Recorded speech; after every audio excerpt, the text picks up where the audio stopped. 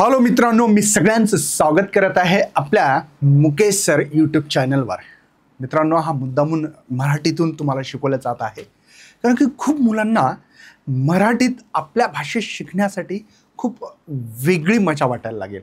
आणि मी नक्की तुम्हाला सांगतो की तुम्ही जर मराठीत खरंच जर कंटिन्यू लेक्चर जर बघितलं ना, तुम्हाला फिजिक्स पण सोपं जाईल. खूप मुलांचा एक प्रॉब्लेम आहे, 11वीत रेस्ट इयर म्हणून काम केलं, बरोबर आहे, अभ्यास केला नाही. आता त्यांना असं वाटतं की मला अभ्यास करायचा आहे, जमेल नाही जमेल, खूप भीती वाटते. पण तुम्हाला घाबरायची काहीच गरज नाही, कारण की तू भिवू नको, मी तुझ्या पाठीशी आहे मुकेश सर. तर काय टेन्शन घ्यायचं नाही भावा, दनादन मस्तपैकी लेक्चर ऐकायचे, पूर्ण लेक्चर ऐका. बघा काय करतात मुलं, वर्षभर अभ्यास करत नाही, आज करू उद्या करू परवा करू, नाही. फिजिक्ससाठी एकच शब्द मी तुम्हाला सांगतो, ऑनेस्ट पाहिजे. ऑनेस्ट म्हणजे काय? रेग्युलर लेक्चर करणे, रिव्हिजन करणे, डेरिवेशन लिहून बघणे, फॉर्म्युले लिहून बघणे, न्यूमेरिकल करणे. मी जसं करतो तेवढं तर करून बघा, निश्चित तुम्हाला फिजिक्स सोपं जाईल, मी गॅरंटी देऊ शकतो भावड्या. चला तर समोर जाऊ. आज आपल्याला सेंट्रिपिटल फोर्स बघायचं. आता सेंट्रिपिटल एक्सरलेशन माहितीच आहे तुम्हाला की सेंटरकडे जे एक्सरलेशन असतं त्याला सेंट्रिपिटल एक्सरलेशन म्हणतात. बघा, तुम्ही असा कधी टर्न बघितला? या टर्नवर गाडी काय होतं बरं, काय हे तुम्हाला असं वाटेल की गाडी कुठेतरी, बघा तुम्ही जर या टर्नवर, आजकालचे टर्न इतके भारी आहेत बाबा, तुम्ही हात जरी सोडून गाडी चालवली सायकल तर ऑटोमॅटिक टर्न झाल्यासारखं वाटेल तुम्हाला. असं का बरं होत असेल? काय जादू आहे का? खरंच रोड कन्स्ट्रक्शन करताना फिजिक्सचा वापर केला गेला का, हा मनामध्ये प्रश्न येऊ शकतो. तर हेच प्रश्नाचं उत्तर आजच्या तुम्हाला सेशनमध्ये भेटणार आहे. तर चलिए बघूया की हे कसं काय शक्य आहे. बघा, क्वेश्चन 2024 2017ला 2-2 मार्कासाठी 1 मार्कासाठी क्वेश्चन आलेला आहे. पहिल्यांदा मी डेफिनेशन, त्याचं SI डेफिनेशन सगळं काही शिकवणार आहे, काही ताण घ्यायचं काम नाही. सर्वात आधी सेंट्रिपिटल फोर्स म्हणजे काय, की तो फोर्स जो की सेंटरकडे त्या बॉडीला खेचतोय. म्हणजे तुमचे एक ऑब्जेक्ट होता असा, तो असा मूव्ह होत होता, पण त्याचा फोर्स हा सेंटरकडे आहे, त्याला तुम्ही सेंट्रिपिटल फोर्स असं म्हणू शकता. ज्या फोर्सचं डायरेक्शन सेंटरकडे आहे, सर्कलच्या सेंटरकडे आहे, त्याला सेंट्रिपिटल फोर्स म्हणायचं. म्हणजे एक साध्या शब्दामध्ये सांगतो, toward the centre of the circle. म्हणजे या डेफिनेशनमध्ये महत्त्वाचा शब्द काय, toward the centre of the circle. बघा, toward the centre of the circle हा महत्त्वाचा शब्द आहे, त्याला तुम्हाला सेंट्रिपिटल फोर्स असं म्हणता येईल. समजतात? ओके, पुन्हा एकदा बघा, अ force that act on a body, या बॉडीवर असा एक फोर्स ॲक्ट होणार आहे, मुव्हिंग सर्क्युलर पाथमध्ये होत असेल तर, इज डायरेक्टेड, कुठं होतो तो, सेंटरकडे होतो सर्कलचा, त्याला तुम्हाला सेंट्रिपिटल फोर्स असं म्हणता येईल. Is directed toward the centre of the circle along the radius, now then it is called the centripetal force. Definition सोपी आहे. काय म्हणतात, फोर्स ॲक्ट होतोय है ना, a force that act on a body moving in a circular path, it directed toward the center of the circle. जो force सेंटरकडे आहे सर्कलच्या, त्याला तुम्हाला सेंट्रिपिटल फोर्स म्हणतात. आता एक लक्षात घ्या, प्रत्येक गोष्ट जिथं जिथं जी गोष्ट गोल फिरते तिथं तुम्ही सेंट्रिपिटल फोर्स लावू शकता डोळे झाकून, काही टेन्शन घ्यायचं नाही. पण हा सेंट्रिपिटल फोर्स हा खरा फोर्स आहे का, तर असं नाही. तो कोणामुळे तरी तयार होतो. कसं काय बरं सर, मी समजून सांगणार आहे. पहिल्यांदा आधी डेफिनेशन समजून घ्या. Force that act on a body, पुन्हा सांगतोय, moving in a circular path and it directed toward the centre of the circle, centre of the circle, now then it is called the centripetal force. मग असं कोण आहे, planet revolve around the sun, moon revolve around the earth, electron revolve around the nucleus. किती उदाहरणं सांगू शकता, लागेल तेवढे. ठीक आहे, इथं दिलेलं आहे planet orbiting around the sun. Bike आत्ता मूव्ह होत होती करोडनं, तिथं पण सेंट्रिपिटल फोर्स लागतो.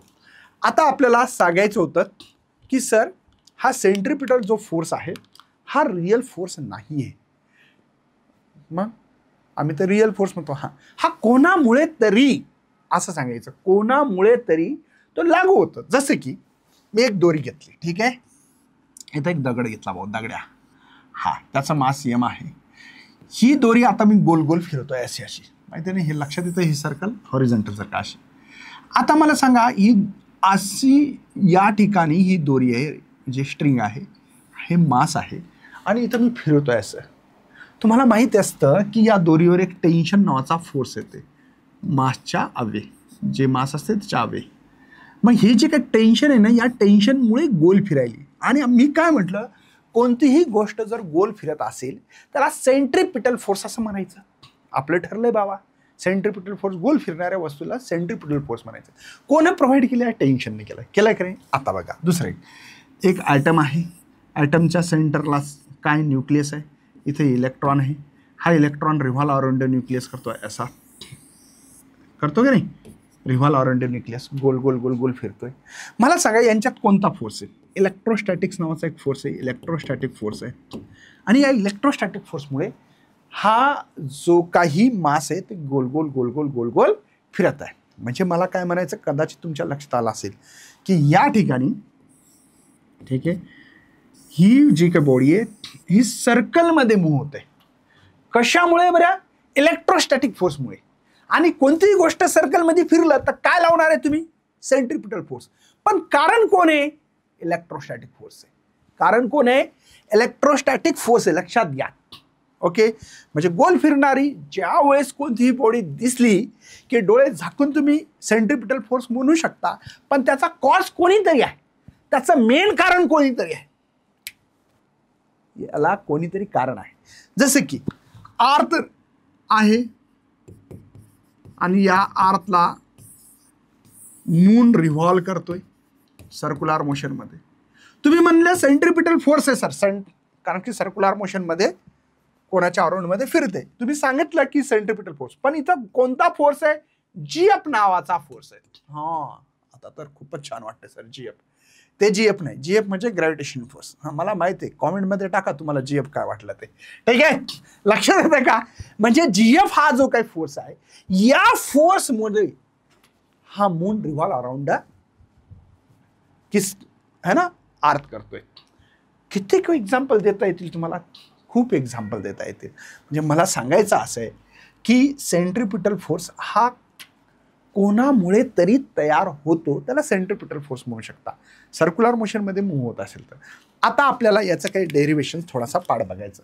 आता आपण सेंट्रिपिटल एक्सेलरेशनचा फॉर्म्युला बघितला sir, V square upon R, आत्ताच पहिला आहे याच्या आधीच्या लेक्चरमध्ये, R omega square V omega. मग फोर्स तुम्ही काय लिहिलं? Force act on a body. मग फोर्स म्हणजे काय बघा, फोर्स जो आहे त्याचा फॉर्म्युला ॲक्च्युअलमध्ये एम इंटू ए आहे, पण ए कोणचा? सेंट्रिपिटल या रेडियल ॲक्सेलरेशन पण म्हणू शकता. म्हणून एफ हा एम, बघा एची व्हॅल्यू ठेवतो मी व्ही स्क्वेअर अपॉन आर, हा सेंट्रिपिटल फोर्स आहे. दुसरा F M R omega square, आणि तिसरा फॉर्म्युला भेटेल F is equal to M V omega. समजलं का? असले 3 फॉर्म्युले इथे तुम्हाला भेटलेले. म्हणजे तुम्हाला पहिल्यांदा डेफिनेशन, एक्झाम्पल इथं लिहावं लागेल. Centripetal force is given by the force acting on a particle is, है ना, असं लिहू शकता तुम्हाला लिहायचं असेल तर. आणि त्याला नाही लिहिलं तरी चालतं, असं काही प्रॉब्लेम नाही. याचं एसआय युनिट काय असणार आहे? फोर्स आहे, तर फोर्सचं एसआय युनिट लक्षात राहू द्या, नेहमी न्यूटनच असतं. आणि त्याचं डायमेन्शन पण न्यूटनचे पाठ, कारण की हे युनिट नाही, हे सायंटिस्टचं नाव आहे खरं जर पाहिलं तर. न्यूटन आणि जूल हे 2 तुम्हाला डायमेन्शनचे फॉर्म्युले लक्षात असले पाहिजे. न्यूटन आणि जूल या दोघांचे लक्षात राहू द्या. हे M1 L1 T-2 हा न्यूटनचं डायमेन्शन्स आहे. इथे M1 L2 T-2 है ना. मी असं म्हणत छोटे मिया बडे मिया असं नेहमी म्हणत असतो. छोटे मिया बडे मिया, छोटे मिया बडे मिया का बरं? कोण छोटे? न्यूटनची. जूल मोठे, म्हणून लई मोठे, बाकी सेम येते का? बघा M1 L1 T-2, M1 L2 आहे खाली बस, T-2. कदाचित हे तुम्हाला सगळ्यांना कळालं असेल. ठीक आहे, आता याचे डायमेन्शन्स लिहूया आपण फोर्सचे, सेंट्रिपिटल फोर्सचे. इथं M1 L1 T-2. पण जर इथं वेक्टर फॉर्ममध्ये जर लिहिलं ना, तर हा फॉर्म्युला तुम्ही असं लिहू शकता. बघा मी एक फॉर्म्युला लिहून दाखवतो. मायनस एम आर वेक्टर हे ओमेगा स्क्वेअर. सर इथं मायनस का बरं? चला ही समजून घेण्यासारखा मुद्दा आहे. हे मायनस का लिहिलं तुम्ही वेक्टर फॉर्ममध्ये? तर मायनस लिहिण्याचं कारण असं आहे की हा जो काही सेंट्रिपिटल फोर्स आहे हा सेंटरकडे, सर्कलच्या सेंटरकडे, आणि रेडियस लक्षात राहू द्या अवे लिहित असतात. अशा प्रकारे लिहिण्याची पद्धत आहे. ही रेडियस तुम्ही जर कधी सर्कल काढत असाल तर सेंटरपासून अवे काढतात, म्हणून रेडियसचं डायरेक्शन अवे आहे, फोर्सचं डायरेक्शन टुवर्ड आहे, म्हणून इथं मायनस साईन्स आपल्याकडे लिहिलेली आहे. तर मला असं वाटतं की सगळ्यांना कळालं असेल सेंट्रिपिटल फोर्स काय आहे आणि काय नाही. ठीक आहे, कोणालाही शंका कुशंका नसावी. ठीक आहे, चला आता या ठिकाणी सेंट्रिपिटल फोर्स म्हणजे toward the centre of the circle along the radius असा शब्द लिहू शकता. Example moon revolve around the sun लिहू शकता. काय लिहायचं तुमच्या मनाने. फॉर्म्युला mv²/r mr ω² फॅक्टर फॉर्ममध्ये पण लिहिला मी. आता आपल्याला शिकायचं आहे सेंट्रीफ्युगल फोर्स काय. पिटल म्हणजे आत, फ्युगल म्हणजे बाहेर याचा अर्थ होतो. बघा हे कसे बाहेर मशीनद्वारे दिसतं. आता बघा हे पण पाहू शकता, हा लहान मुलगा खेळतोय आणि जोराजोराने फिरवल्यानंतर मुलगी खाली पडते. बघा आता फ्युगल झालं, बाहेर अवे. हे सेंटर होतं, या सेंटरच्या अवे आले, बाहेर जाणे अवे. सेंट्रिपिटल म्हणजे आत, सेंट्रीफ्युगल म्हणजे बाहेर. चला बघूया डेफिनेशन, एक्झाम्पल सगळं काही सांगतो. आता या ठिकाणी डेफिनेशन लक्षात घ्या. इथं जे काही आहे सेंटरच्या अवे, त्या तुम्हाला डायग्राम पाहिल्यावर कळाला असेल की सेंटरच्या अवे म्हणजे हे जे काही फोर्सचं डायरेक्शन अवे इथे दिसेल तुम्हाला, है ना. हे एफ ही राहू द्या आपण. ठीक आहे, बघा क्वेश्चन आहे explain the concept of centripetal force. मग डेफिनेशन, एक्झाम्पल, डेरिवेशन पण लिहून देतोय. सेंट्रिफ्युगल फोर्स हा सुडोस फोर्स आहे, नेट सुडोस फोर्स म्हणू शकता तुम्ही, in a circular motion which acts along the radius. ही महत्त्वाचा शब्द काय, directed away from the centre of the circle. महत्त्वाचा आहे, directed away from the centre of the circle. Centre of the सर्कलच्या जीही वस्तू म्हणजे बाहेर जात असेल, अवे जात असेल, सेंटरच्या अवे जात असेल, directed away from the centre of the circle is called as a centrifugal force असं तुम्ही म्हणू शकता. ठीक आहे, एक्झाम्पल व्हेकल ड्रायव्हिंग अराउंड अ कर रोडनं तुम्ही एखादं बघा, कर रोड आला आणि तुम्ही टर्न घेताय, तुम्हाला फील होते कोणीतरी बाहेर ढकलते, होतं ना फील. ते एक्झाम्पल आहे. बाईक मेकिंग द टर्न घेताना तुमच्या लक्षातच येत असेल तर खूप अशा प्रकारच्या तुम्ही एक्झाम्पल देऊ शकता. एक लक्षात घ्या, सेंट्रिफ्युगल फोर्स आणि सेंट्रिपिटल फोर्सच्या दोघांचे फॉर्म्युले सेम आहेत. आता का बरं असतील याच्याबद्दल पण विचार करणं गरजेचं आहे. त्याचा विचार करणार आहे आपण, पण मी तुम्हाला आधी सेंट्रिफ्युगल फोर्सचा फॉर्म्युला लिहून देतोय. F is equal to M A. आता तुम्हाला ॲक्सेलरेशन तर माहितीच झालं, mv²/r एक फॉर्म्युला झाला तयार. इथं दुसरा आहे mr ω². ओके, आणि तिसरा जो formula F is equal to mv². तिघांचे फॉर्म्युले सेम आहेत. फक्त जरी इन व्हेक्टर फॉर्ममध्ये जर लिहिला असता तुम्ही, इन व्हेक्टर फॉर्ममध्ये, तर तो प्लसमध्ये लिहिला असता. बघा F वेक्टर प्लसमध्येच लिहिला असता mr ω². इथं प्लस कसं काय बरं, कारण की रेडियस पण अवे आहे आणि फोर्सचं डायरेक्शन पण अवे आहे, बाहेर आहे सेंटरच्या, आणि म्हणून तुम्ही इथं प्लसचं साईन लिहू शकता बिंदास, काही टेन्शन घेण्याची गरज नाही. आता युनिट आहे, डायमेन्शन्सचेच आहेत, म्हणून SI युनिट मी सांगतो याच्यासाठी. SI युनिट जे आहे ते न्यूटन आहे आणि डायमेन्शन्स तर आता तुम्हाला फोरचे माहीतच झालेले आहेत, m1 L1 T-2 हे आहेत. ठीक आहे.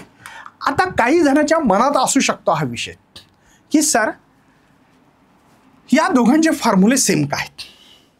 ॲक्च्युली आपण शिकतोय सर्क्युलर मोशन, म्हणजे रोटेशनल डायनॅमिक्समध्ये सध्या सर्क्युलर मोशनवर आहे, आपण रोटेशनल वर गेलो नाही, आणि म्हणून या ठिकाणी मी थोडक्यात तुम्हाला ही गोष्ट समजून सांगण्याचा प्रयत्न करतो.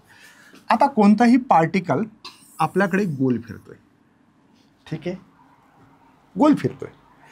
आता इथे काय झालं, एक फोर्स या पार्टिकल जो आहे हा इकडे लागायला त्याला आपण सेंट्रिपिटल फोर्स असं म्हणलंय, आणि एक सोबतच एक बाहेर पण फोर्स लागतोय. म्हणजे एक सेंटरकडे बघा, मी एखादा दगड घेतला, दोरीला बांधणं आणि फिरवतोय असं गोल गोल, तर दोरी काय करते, त्या पार्टिकलला आत बांधून ठेवलं, त्याला सेंट्रिपिटल फोर्स म्हटलं. आणि एक माझं असं गोल फिरवण्यामुळे एक बाहेरचा पण एक फोर्स लागतोय, आणि त्या फोर्सला मी इथं सेंट्रिफ्युगल फोर्स असं म्हणलंय. बरं, ह्या पार्टिकल गोल फिरण्याचं कारण काय असेल, सर हा फोर्स आणि हा फोर्स सेम असेल आणि नेट रिझल्टंट फोर्स 0 असेल तरच तर हे गोल फिरेल, नाहीतर काय झालं असतं, याने जर ओढलं तर आत जाईल, याने जास्त ओढलं तर इकडे आत जाईल. हा पार्टिकल इथेच आहे. याचा अर्थ काय, समजा मी इथे आहे, मी जर सांगितलं की मला असं वडा, एक जण इकडे एक जण इकडे, दोघांनी 10-10 न्यूटन फोर्स लागू द्या, मी इथे थांबेल की रे, स्थिर राहील, रेस्टवर राहील. पण एकाने इकडे फोर्स जास्त एकाने कमी लावला तर तुम्ही ज्याच्याकडे फोर्स जास्त आहे तिकडे अट्रॅक्ट होसाल, तिकडे तुम्ही चालले असाल. याचा अर्थ असा आहे की हा फोर्स आणि हा फोर्स सेम आहे, म्हणून यांचे फॉर्म्युले सेम आहेत, mv²/r किंवा mr⍵². म्हणून मी तुम्हाला हे जे काही फॉर्म्युले लिहून दिले ते इक्वल लिहिण्याचं कारणच ते आहे. समजलं का? मला असं वाटतं की हे फॉर्म्युला काय इक्वल लिहिला सेंट्रिफ्युगल फोर्स आणि सेंट्रिपिटल फोर्सचा, त्याचं कारण हेच आहे, दुसरं कारण काहीच नाही आहे. ठीक आहे, मला असं समजून सांगण्यात आनंद होतो. असं आता इतर क्वेश्चन येऊ शकतो, डिस्टिंग्विश बिटवीन सेंट्रिपिटल आणि सेंट्रिफ्युगल फोर्स. आता माहिती आहे हा रिअल फोर्स आहे सेंट्रिपिटल फोर्स. आता तुम्ही म्हणसाल सर तुम्ही सांगितलं कोणाच्या कारणामुळे, हे पण ते कोणाच्या कारणामुळे सांगितले होते, ग्रॅव्हिटेशन फोर्समुळे. Moon revolve around the earth झाला होता, हा रिअलच फोर्स आहे की नाही real force. Electron revolve around the nucleus, काय इलेक्ट्रोस्टॅटिक फोर्स माहिती नाही, रिअल फोर्स आहे. हे सगळे रिअल फोर्स आहेत. आणि हे सेंट्रिफ्युगल फोर्स हे इमॅजिनरी फोर्स आहे, म्हणजे त्याला तुम्ही सुडोस फोर्स म्हणू शकता. हा force directed toward the centre of the circle असं लिहू शकता, directed along the radius toward the centre of the circle. Simple भाषेत लिहू शकता. हीच भाषा वापरावी असं कोणतंही एक्झाममध्ये बंधनकारक नाही. या 2 मार्कासाठी प्रश्न येतो, 2च पॉईंट लिहायचे असतात. ठीक आहे, विचार away from the centre of the circle, away from the centre of the circle. हे टुवर्ड द आहे, हे अवे. बस 2 पॉईंट जरी लिहिले असते 1 आणि 2 तर याला मार्क कसे भेटतात मित्रांनो लक्षात घ्या. याला अर्धा मार्क असतो ॲक्च्युली, हा इथला मार्क इथंच दिला जातो, इकडेच दिला जातो, पण अर्धा, याला पण अर्धा. आणि अशा 2 मार्काच्या वरी आत्तापर्यंत एक्झाममध्ये कधीही डिस्टिंग्विश बिटवीन येत नाही, 2च मार्कासाठी येतं, जे की सेक्शन बी एक्झाममध्ये असतं. ठीक आहे, चला एक्स्ट्रा सांगून देऊ. याचा फॉर्म्युला आपण बघितला, हा कोणाचा फॉर्म्युला आहे, सेंट्रिपिटलचा. मायनस का, कारण की इथला जो फोर्स आहे हा टुवर्ड आहे आणि रेडियस इकडे आहे, म्हणजे अपोजिट डायरेक्शन आहे, म्हणून इथं वेक्टर फॉर्ममध्ये मायनस आहे आणि इथं प्लस, दोघांचं डायरेक्शन सेम आहे.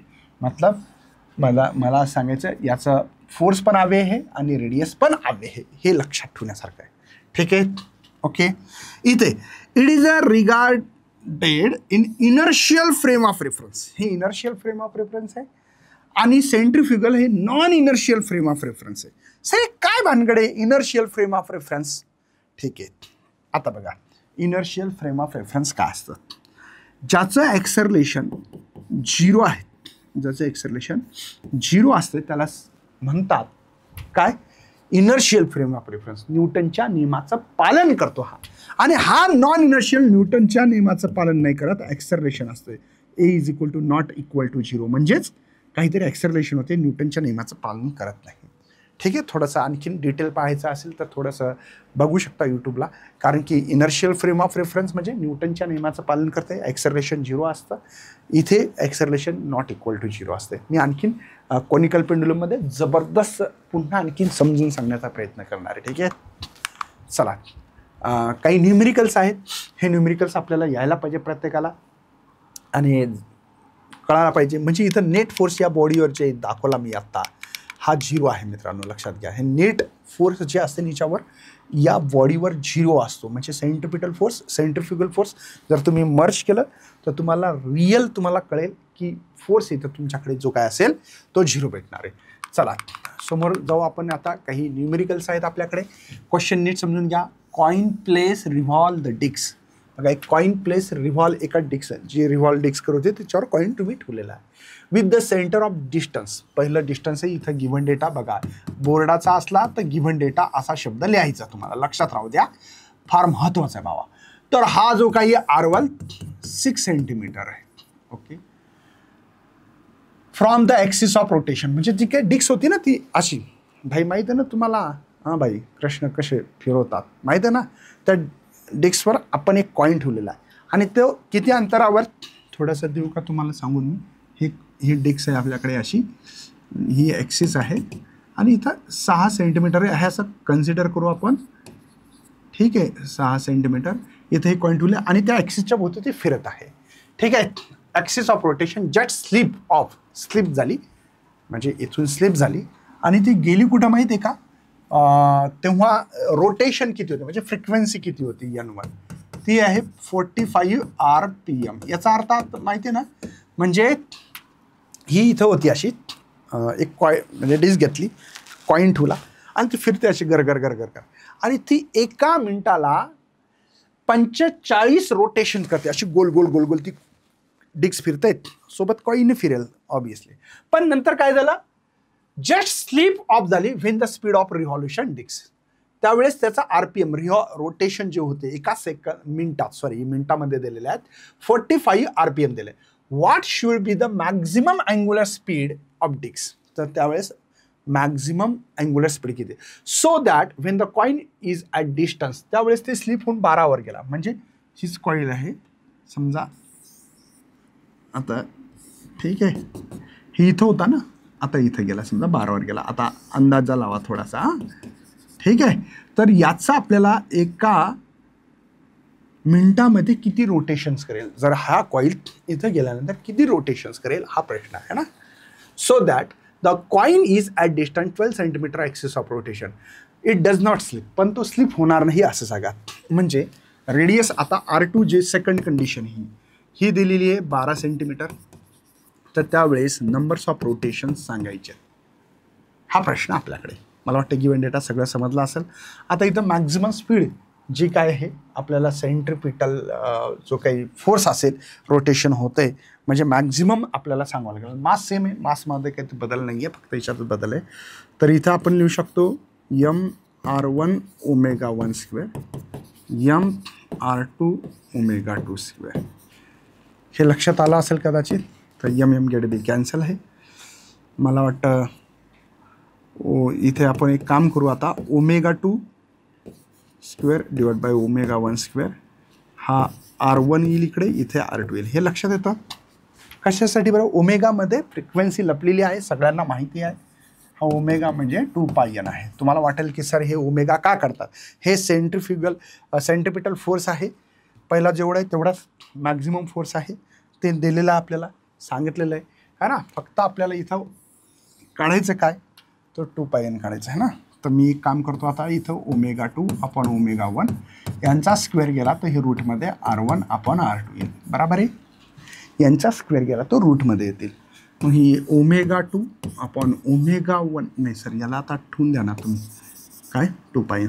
चला, हे 2πN2 डिवाइड बाय 2πN1. ठीक आहे. हा R1 जो आहे हा 6 आहे, हा 12 आहे. ओके.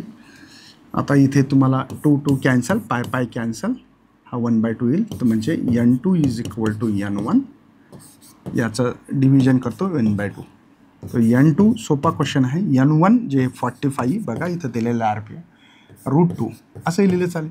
सर √2 म्हणजे काय हो? 1.414.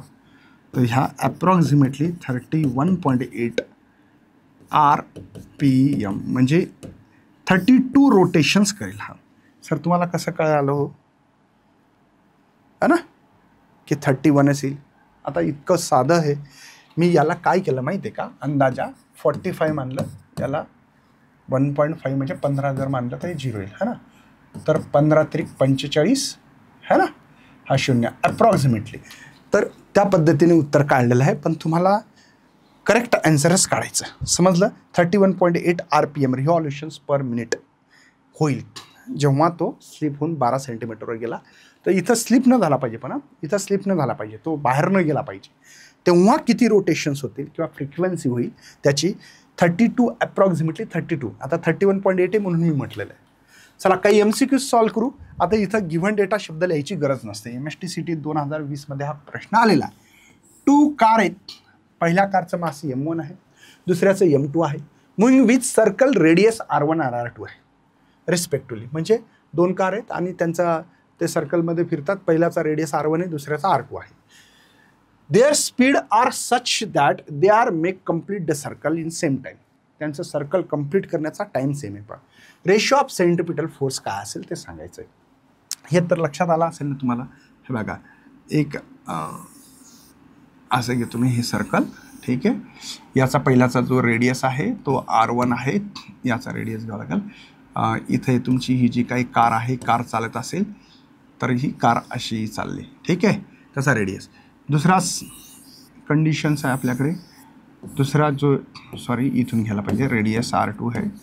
आता इथे जी काही तुमच्याकडे कार आहे ती अशी चालते, ठीक आहे. ह्या दोन कंडिशन आहेत. तर सेंट्रिपिटल फोर्सचा फॉर्म्युला आपल्याकडे आहे mv²/r. आपल्याला रेशो पाहिजे, पहिली कंडिशन, म्हणून F1, दुसरा F2, ठीक आहे. F1ची व्हॅल्यू बघा m1 v1² आणि इथे R1 चालेल. आता F2 लिहायचा असेल तर मी इन्व्हर्स केलं तर चालेल. याला इन्व्हर्स म्हणजे R2 वरही येतो बघा, हाच फॉर्म्युला फक्त R2 हे लक्षात येते तुम्हाला. m2 R2 v2 आहे, v2² आहे, हा v2² आहे. म्हणजे मी लिहू शकतो F1/F2 m1 m2 चालेल. असं थोडंसं पद्धतशीर लिहितो, ब्रॅकेट करतो याला. इथे पण v1²/v2² आणि इथे R2/R1. पण एक गिवन कंडिशन फार महत्त्वाची, स्पीड जी आहे कंप्लीट, याला पण समजा जो टाइम T1 आहे आणि हा T2 टाइम आहे, पण दोघं सेम आहे, म्हणजे T1 = T2. कुठे दिला, make the complete the same time same आहे, लक्षात राहू द्या. हा महत्त्वाचा पॉईंट आहे. हे PPT तुम्हाला PGMN ॲपवर भेटेल. PGMN फ्री स्टडी मटेरियलमध्ये जायचं, तिथं तुम्हाला मराठी है ना लेक्चर म्हणून फिजिक्सची भेटेल, तिथं तुम्ही हे डाउनलोड करू शकता. PGMN ॲपवर आहे, ठीक आहे. चला मग मी काय केलं असेल बरं, आता काय करू मी, टाइम सेम आहे सर, T1 = T2, ठीक आहे. आता तुम्हाला माहिती नसेल तर व्हेलॉसिटीचा एक फॉर्म्युला होता, डिस्टन्स अपॉन टाईम. हे डिस्टन्स अपॉन टाईम, तर T = 2πr/v असं लिहावं लागेल, ठीक आहे. चला सर, हा 2πr1v1 असं लिहावं लागेल. इथे 2π सेकंड कंडिशनसाठी R2/v2, ठीक आहे. 2π कॅन्सल.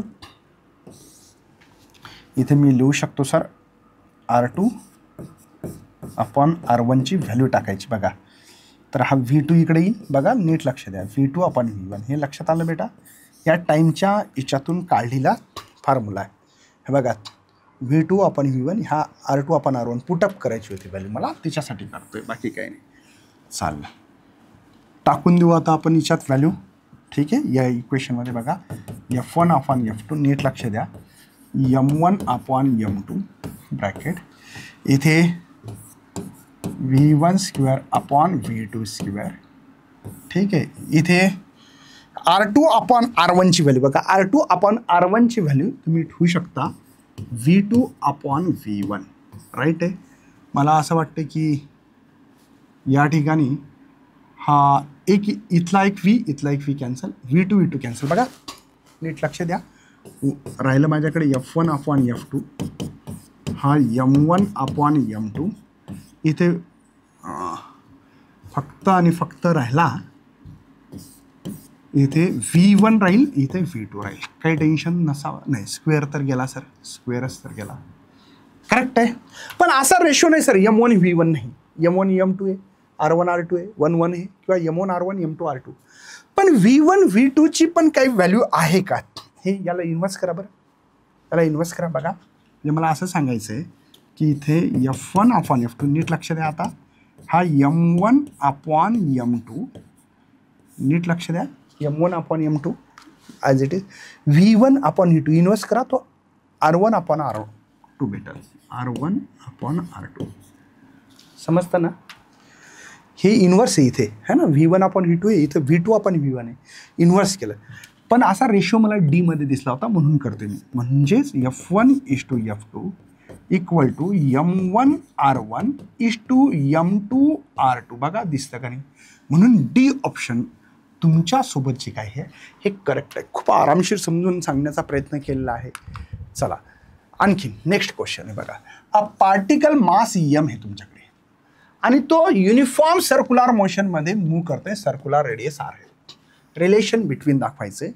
सेंट्रिपिटल ॲक्सलरेशन आणि kinetic energy is given bye. आता सेंट्रिपिटल ॲक्सलरेशनचं मी मुद्दामून फॉर्म्युला लिहितो. एक तो व्ही स्क्वेअर अपॉन आर लिहा किंवा आर ओमेगा स्क्वेअर हे फेमस फॉर्म्युले, बरोबर आहे. आता कायनेटिक एनर्जी जी आहे तिचा फॉर्म्युला आहे आपल्याकडे 1/2. ॲक्च्युली एम व्ही स्क्वेअर आहे आणि एम ना आर स्क्वेअर ओमेगा स्क्वेअर लिहिला. कसं काय सर? तुम्ही तर आत्तापर्यंत कायनेटिक एनर्जीचा फॉर्म्युला असा लिहत होता. बघा, कायनेटिक एनर्जी ई सिम्बॉल लिहिला कारण त्यांनी दिलेला आहे. खरा फॉर्म्युला आहे एम व्ही स्क्वेअर. आता व्हीचं रिलेशन सांगितलं पहिल्या लेक्चरमध्ये. बघा, V is equal to R omega पहिल्या लेक्चरमध्ये सांगितलं. म्हणून kinetic energy is equal to 1/2 M इथे आर स्क्वेअर आणि हा ओमेगा स्क्वेअर, राईट आहे. हा फॉर्म्युला आला कुठून कळाला का पहिल्यांदा? चला सर, मी आर ओमेगा बनवलं तर बघा, हे 2e इथून घेतो, चालेल. हा एम आर घेतो, इथं आर ओमेगा स्क्वेअर लिहितो. काही डाऊट आहे बाबा? अरे बाबा, आर मल्टिप्लाय आर, आर स्क्वेअरच असेल ना, काय वेगळं तर नाही ना, बरोबर आहे. याला जाणीवपूर्वक ब्रॅकेट टाकलं, काही गरज नव्हती पण मुद्दामून टाकलं एम आर, कारण की हा सेंट्रिपिटल ॲक्सलरेशनचा सिम्बॉल ए घेण्यासाठी सांगितला, ए घेतला. म्हणजे a is equal to 2e upon m R.